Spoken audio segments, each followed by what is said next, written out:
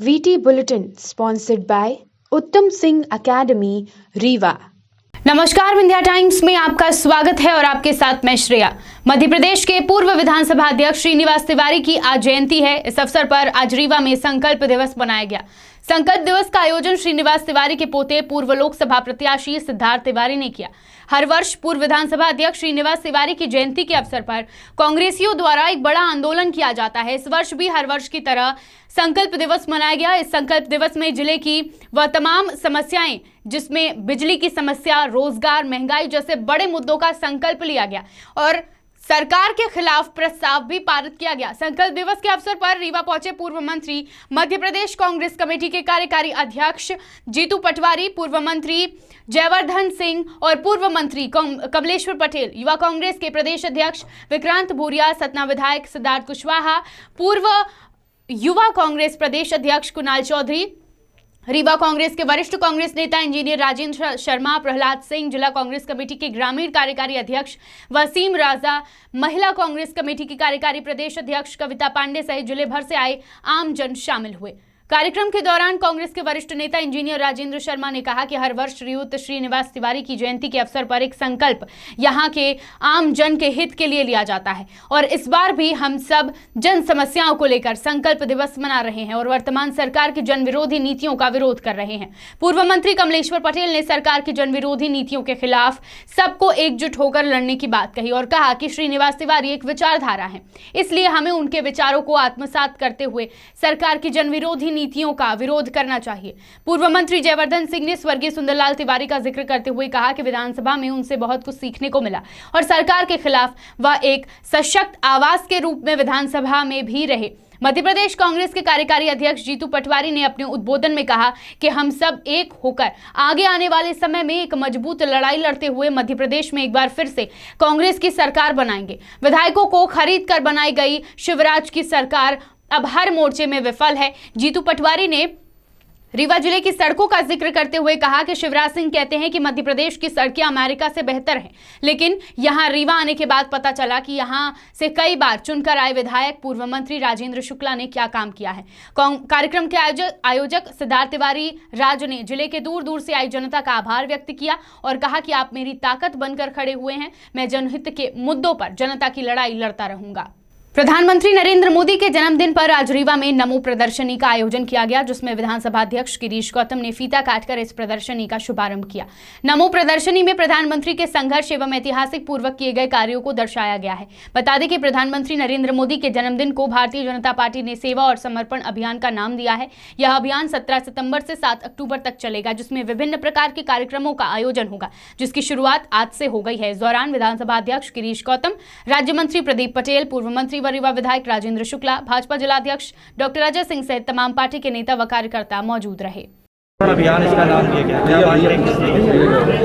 मैं इसीलिए उसके लिए आया था और ये उद्घाटन हुआ है। स्वाभाविक तौर पर आज दुनिया के पैमाने पर देखें तो नरेंद्र मोदी जैसा कोई नेतृत्व और नीति को चलाने वाला व्यक्ति है नहीं, इसलिए हम सबको उनने जो संकल्प लिया उस संकल्प में हमको भी अपनी भागीदारी करके जो सेवा कल्याण के विषय हैं उनको पूरा करने का प्रयास हर एक व्यक्ति को करना चाहिए, कार्यकर्ताओं को करना चाहिए, व्यक्तियों को भी करना चाहिए।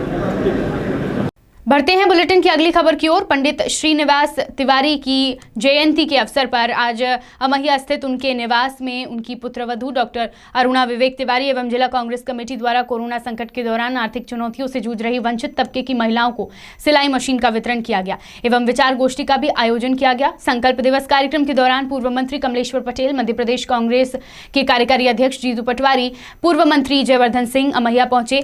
अमहिया पहुंचकर उन्होंने श्रीयुत श्रीनिवास तिवारी को श्रद्धांजलि अर्पित की। सबने अपने उद्बोधन में श्रीयुत श्रीनिवास तिवारी के विचार, उनकी विचारधारा और उनके संघर्षों को याद करते हुए अपनी बात रखी और कहा कि वंचित तबके को सिलाई मशीन वितरित करना एक सराहनीय कदम है। भविष्य में जनहित के मुद्दों पर लड़ाई लड़ने के लिए हर कांग्रेसी को एक होना होगा, तब जाकर हम मध्य प्रदेश में कांग्रेस की सरकार बना पाएंगे। इस दौरान ग्रामीण एवं शहर कांग्रेस कमेटी के पदाधिकारी मौजूद रहे। अमहिया थाना क्षेत्र के सिरमौर चौक में बीती रात उस समय दहशत का माहौल फैल गया जब एक युवक की सरेराह बीच चौराहे पर दूसरे युवक ने बेल्ट से बेदम पिटाई की, जिसके बाद मार खा रहे युवक के भाई ने आकर बेल्ट से पिटाई करने वाले युवक को मारना शुरू कर दिया और उसको अगवा करने का भी प्रयास किया, मगर मीडिया को देख आरोपी अपने मंसूबे में कामयाब नहीं हो पाए। घटनास्थल पर से मारपीट करके मौके से फरार हो गए, जिसकी जानकारी जैसे ही अमैया थाना प्रभारी को लगी तो घटना के कुछ ही घंटों के बाद मारपीट करने वाले 2 आरोपी को गिरफ्तार कर लिया गया है और अन्य 3 आरोपियों की पतासाजी की जा रही है। अमैया थाना प्रभारी के द्वारा पकड़े गए आरोपी से घटना के संबंध में जानकारी जुटाई जा रही है और जल्द कार्यवाही की बात की जा रही है। आज सीधी कलेक्टर मुजबुर रहमान ने रामपुर नैकिन अंचलों में टीकाकरण केंद्रों का दौरा किया और वहां पर वैक्सीनेशन केंद्रों का जायजा लिया। बता दें कि सरकार ने दिसंबर तक हर एक व्यक्ति को वैक्सीन लगाने की योजना बनाई है, जिसके तहत तीव्र गति से टीकाकरण भी किया जा रहा है। आज प्रधानमंत्री नरेंद्र मोदी के जन्मदिवस में इसी तहत प्रशासन और सरकार द्वारा आज ज़्यादा से ज़्यादा लोगों को वैक्सीन लगवाने की योजना बनाई गई। इस दौरे के दौरान सीधी कलेक्टर ने टीकाकरण केंद्रों पर मौजूद कर्मचारियों और वैक्सीन लगवाने आए लोगों से भी संवाद किया। सीधी से अभिलाष मिश्रा की रिपोर्ट। और हमारे ज़िले में वैक्सीनेशन जो है वो अगर पूरी तरह हो जाएगी तो हम कोविड से हमारी मुक्ति का या हमारे कोविड अब उसकी कोई आशंका नहीं रहेगी। इसलिए हमें रखना चाहिए कि हर लोगों को लेके आएँ यहाँ पर। सब लोग जो जागरूक नहीं है उन्हें भी बता के उसकी महत्व उसको बताकर यहाँ पर लेके आएँ और करवाएं। और हमारे पास वोटर लिस्ट हैं, उसमें से देख के जो लोग नहीं हुए हैं उनको मिलकर उनसे बात करके लेके आने के लिए मैंने उनको पाबंद किया है सबको। लगातार जिला प्रशासन व प्रदेश में बैठे प्रदेश के मुखिया के सामने गावर रोड कंपनी के भ्रष्टाचार उजागर हुए। वहीं आवेदक ने रोड कंपनी और एमपीआरडीसी शहडोल के भ्रष्ट अधिकारियों के कारनामों को जिले से लेकर केंद्र तक आवेदन के माध्यम से अवगत कराया। यहां तक कि कमिश्नर शहडोल को 3 बार आवेदन दिया, पर प्रशासन ने गावर कंपनी के सामने नतमस्तक होता दिखाई दे रहा है। जहां प्रदेश के मुखिया अपनी घोषणा में प्रदेश को माफिया मुक्त बनाने की बात करते हैं, पर जिले में बैठे ये भ्रष्ट अधिकारियों के ऊपर कौन कार्रवाई करेगा। मामला जिला अनूपपुर से शहडोल तक का है। एमपीआरडीसी ने गावर प्राइवेट कंपनी को रोड बनाने का ठेका दिया है। वहीं 156 करोड़ की लागत से बनाई गई रोड में ठेकेदार और शहडोल जिले में बैठे एमपीआरडीसी के अधिकारियों ने व्यापक तरीके से रोड में भ्रष्टाचार किया और इस भ्रष्टाचार ने लोगों के जीवन को खतरे में डाल दिया। रोड ठेकेदार ने रोड में बनाई गई पाइपलाइन पुलियों में घटिया क्वालिटी के पाइप डाल दिए जो कि टूट रहे हैं और कुछ क्रैक भी हो रहे हैं, जिससे आने वाले समय में कभी आमजन को खतरे का सामना करना पड़ सकता है। वहीं अनूपपुर कलेक्टर ने इस मामले को गंभीरता से लेते हुए इस भ्रष्टाचार की जांच के लिए पीडब्ल्यूडी अनूपपुर को रिपोर्ट सौंपी है और आज 20 दिन से ऊपर हो गए हैं, पर जांच अधिकारी कार्यालयों में बैठकर कुर्सियां तोड़ते नजर आ रहे हैं। जब इस मामले की जानकारी पीडब्ल्यूडी अनूपपुर के ईईएन के परते जी से बात की गई तो वो सफाई कराने की बात करने लगे। वहीं जांच अधिकारियों ने रोड ठेकेदार को अपनी गलतियों को सुधार करने का मौका दे दिया है और रोड कंपनी के लोग रोड में किए गए भ्रष्टाचार में अब लीपापोती कर रहे हैं। मामला था जो आवेदक ने जांच के लिए कमिश्नर महोदय के पास लगाया, जिसमें कलेक्टर अनूपपुर जी के द्वारा जांच कमेटी बनाई गई। सर अभी तक जांच नहीं हो पा रही क्योंकि कई दिन हो चुके हैं, क्या ऐसा मामला था इसका?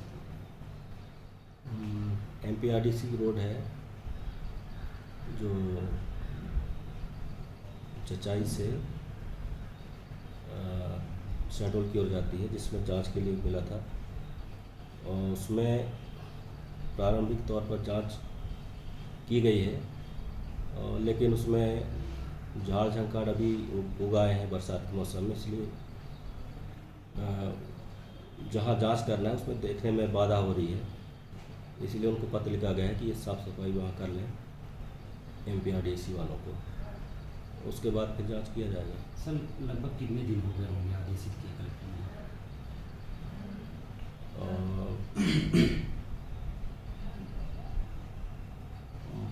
नहीं, आदेश किए हुए तो हो गए हैं लगभग 20 दिन के आसपास, लेकिन हम उनको पत्र लिखते रहे लगातार रिकॉर्ड यहाँ जमा करने के लिए।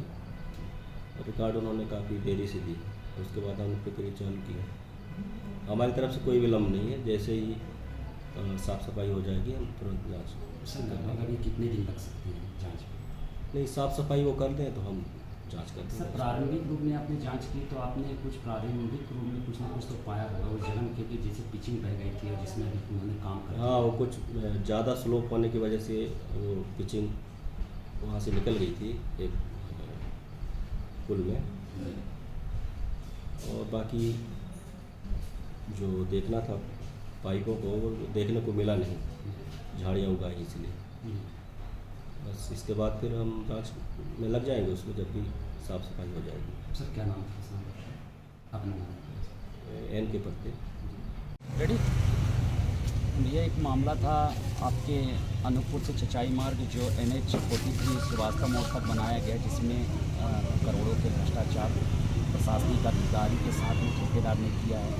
इस मामले को लेकर के आवेदक के द्वारा CM PM और हर एक कार्यालय जहां एक जिम्मेदार लोग बैठे हैं, पर अभी तक किसी प्रकार से कोई कार्रवाई नहीं हुई। प्लस अनूपपुर कलेक्टर महोदय के द्वारा एक टीम भी गठित की गई है जो आज 1 मंथ हो चुके हैं, मगर अभी तक कोई कार्रवाई। इस पर आपका क्या कहना होगा? शिकायत पर कलेक्टर ने समिति गठित किया है, ऐसी जानकारी है मुझे। अब जिनका नाम उस समिति में है उनको निष्पक्ष रूप से जांच करनी चाहिए। अगर जांच में सिद्ध होता है तो कार्रवाई होनी चाहिए। आखिरकार जो ये एक जन मुद्दा का मामला है, जन लोगों का, अगर जिस प्रकार पुलिया के नीचे ढोला डाला गया है, अगर अचानक कभी भी टूट गई या कोई बड़ी से बड़ी दुर्घटना घट सकती है, जिसको प्रशासन के सामने, प्रतिनिधियों के सामने लाया गया, मगर अभी तक देखा जाए तो ना ही प्रतिनिधि ने किसी प्रकार से आवाज़ उठाई और ना ही किसी प्रशासनिक अधिकारी ने कोई कदम बढ़ाया।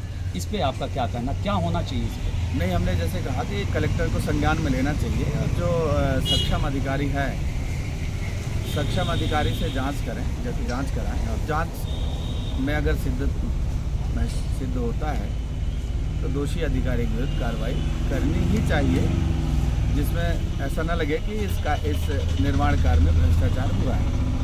अगर मान लीजिए आगे अगर किसी प्रकार की दुर्घटना घटती है तो अब यहाँ जनप्रतिनिधियों के द्वारा क्या कदम उठाया जाएगा, आपके द्वारा क्या कदम उठाया जाएगा? नहीं, अगर हम तो चाहते हैं कि हर काम गुणवत्ता के साथ हो, गुणवत्ता विहीन अगर काम होगा, नुकसान होगा, तो जो तकनीकी अधिकारी है वो जवाबदेही है, उसकी रिस्पॉन्सिबिलिटी है, उसके विरुद्ध कार्रवाई होनी ही चाहिए। क्या नाम है? उमरिया जिले के नौरुताबाद थाना में एडिशनल SP रेखा सिंह और डॉक्टर ज्ञानेंद्र सिंह व उनके समस्त स्टाफ के द्वारा वृक्षारोपण का कार्य किया गया। रेखा सिंह ने बताया कि पुलिस मुख्यालय के द्वारा निर्देश जारी किया गया है कि 16 और 17 सितंबर को सभी थाना क्षेत्रों में साफ सफाई अच्छे से की जाए और फलदार वृक्षारोपण का कार्यक्रम किया जाए, जिससे कि थाना परिषद हरा भरा रहे। मनुष्य के जीवन में वृक्षों का महत्व है। पेड़ धरती माता के बेटे हैं और हमारे मित्र भी। वृक्षों से हमें फल, सब्जियां, लकड़ियां आदि प्राप्त होती हैं। लकड़ी से फर्नीचर, कागज, गोंद आदि वस्तुएं तैयार की जाती हैं, इसलिए वृक्षारोपण बेहद जरूरी है। और इसी क्रम में उमरिया में भी वृक्षारोपण किया गया। नौरोजाबाद से संदीप तिवारी की रिपोर्ट।